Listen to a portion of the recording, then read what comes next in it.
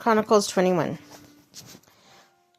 Then Jehoshaphat rested with his ancestors and was buried with them in the city of David. And Jehoram his son succeeded him as king. Jehoram's brothers, the son of Jehoshaphat, were Jehiel, Zechariah, Azariah, Michael, and Shephatiah.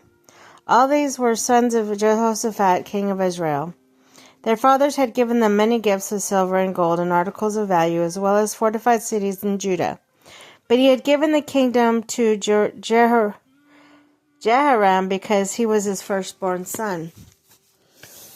Jehoram, king of Judah. When Jehoram established himself firmly over his father's kingdom, he put all his brothers to the sword along with some of the officials of Israel. Jehoram was 32 years old when he became king and reigned in Jerusalem 8 years.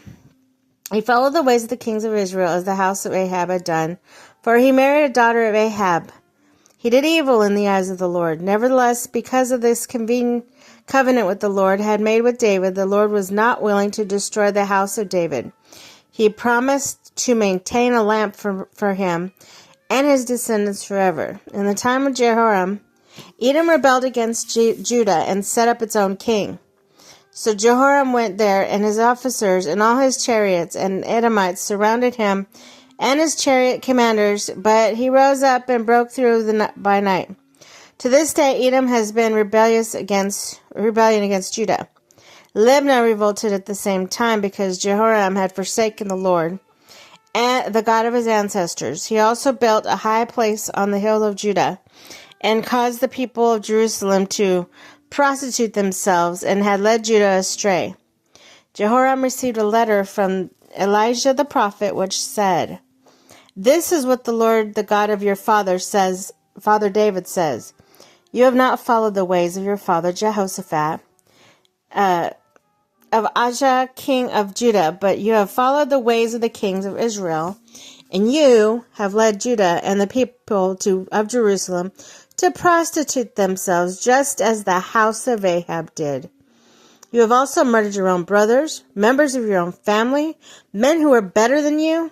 So now the Lord is about to strike your people, your sons, your wives, and everything that is yours with a heavy blow.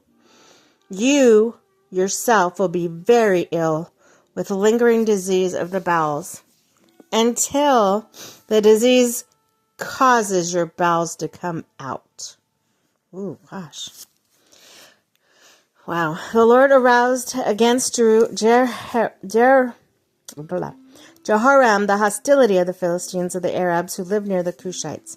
They attacked Judah, invaded it, and carried off the goods found in the king's palace, together with his sons and wives, and not a son was left to him except Ahijah, the youngest.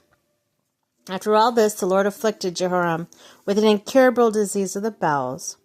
In the course of time, the end of the 2nd year, his bowels came out because of the disease, and he died in great pain. His people made no funeral fire in his honor. They had for his predecessors, as they had for his predecessors. Jehoram was 32 years old when he became king, and he reigned in Jerusalem 8 years. He passed away to no one's regret. He was buried in the city of David, but not in the tomb of the kings.